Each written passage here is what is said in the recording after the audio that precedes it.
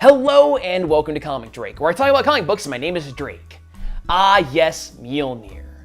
The worthiness enchantment on this hammer is one of the coolest things about the Marvel Comics version of Thor, because it actually didn't have that in the original Norse mythology. And that's maybe why I've done so many different videos on the hammer itself, complete with 1.5 million comments about how my pronunciation is not up to people's standards. I don't care. Regardless, I have seen a lot of questions online about if Magneto, the master of magnetism, can manipulate the Uru metal that Mjolnir is made out of. And it didn't help that my old boss Matt Pat did that film theory on Magneto's fatal weakness. Anyway, I want to use some examples from the comics and a little bit of science to put this debate to rest once and for all.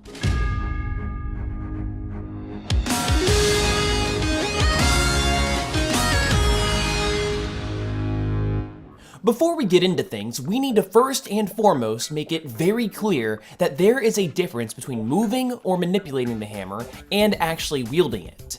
It's one thing to simply move the hammer from point A to point B, but Magneto would not be able to get the strength boost or any of the associated Thor powers that we've seen Mjolnir grant its wielders.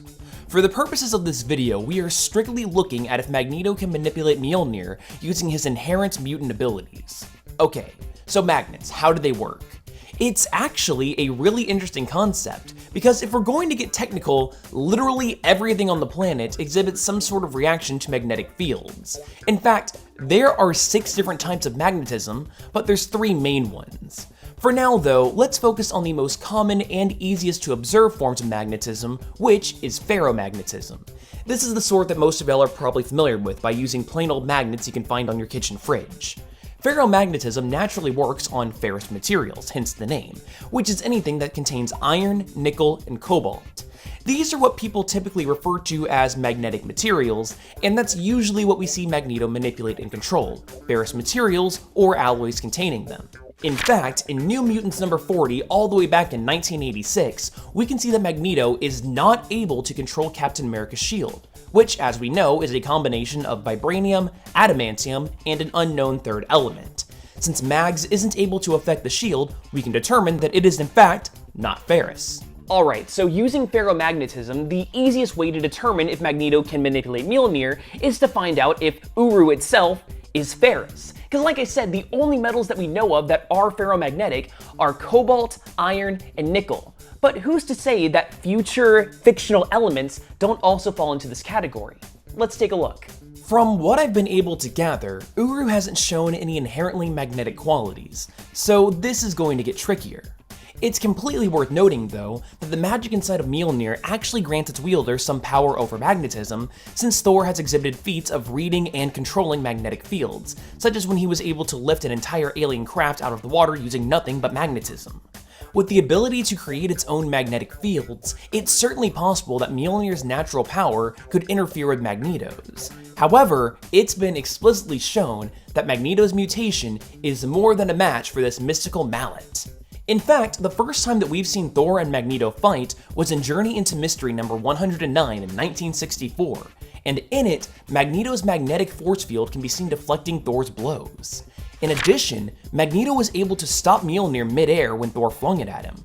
Oh yeah, and as a quick fun side fact, Thor ended up beating Magneto by using Mjolnir to suck away Magneto's magnetic field. That has nothing to do with the video itself, but it's too silly to not share in my opinion.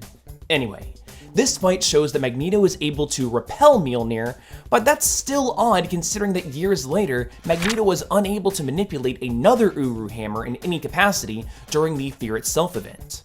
By that logic, Mjolnir should be in the same category as Captain America's shield, but we can play devil's advocate and say that there is a chance that the dwarves who made Mjolnir included some sort of ferrous material inside of the hammer, and it's that Magneto was manipulating back in 1964.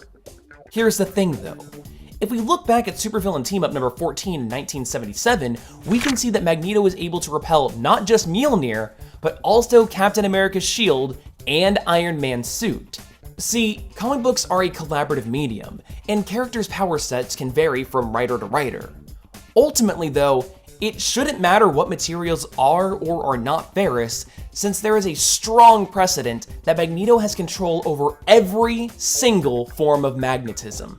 Yup, this is where the other 2 major forms come into play. paramagnetism, and diamagnetism.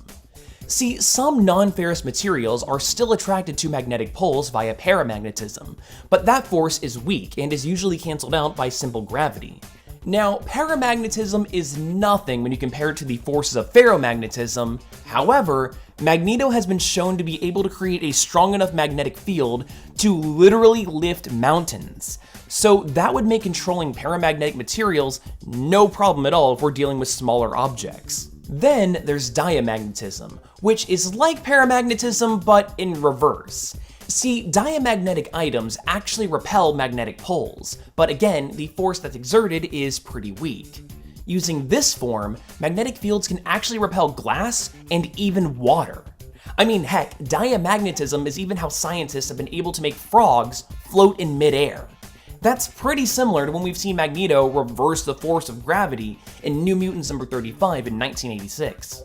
Due to his mastery over every type of magnetism and the fact that every single object reacts to the magnetic fields in some way, shape, or form, Magneto should in theory be able to manipulate anything that he wants by simply having enough strength and skill to expertly attract and repel materials at will. If we're going to be honest, Magneto definitely has that kind of power at his fingertips, which is how we've seen him go so far as to manipulate freaking trees just as easily as a block of iron. That's what makes Magneto so freaking scary and overpowered. It doesn't matter what Mjolnir is made out of because it doesn't matter what anything is made out of. Magneto can manipulate it nonetheless. A paperclip will bend to the same exact principles for Magneto as water, glass, wood, anything. That's just the interesting concept of being an Omega level mutant like him. It's terrifying and awesome, and this is why I love comic books. They're so stupid, but they work. But hey, if you like this video, then why not consider subscribing or even watching another one? I personally want to recommend our video on what makes someone worthy of Mjolnir in the first place. I had a lot of fun combing through decades of Thor lore and made a nice comprehensible video for you guys to take a look at without having to comb through all of it yourself. Anyway, I hope you learned a little something new, and maybe I'll see you next time.